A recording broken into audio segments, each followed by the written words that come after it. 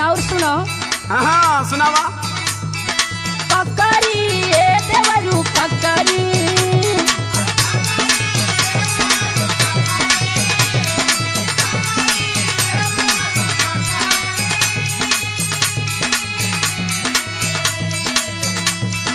केई बिना ककड़ी केई हो बिना बकरी, केई बिना मछली मरती नहीं थे।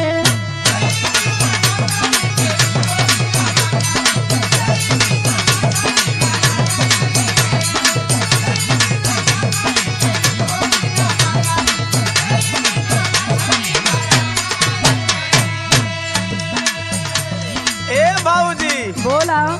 ऐसा ही हम थोड़ी एमए में पास कैले बानी। सुना सुना सुनावा। पकड़ी ए भाऊजी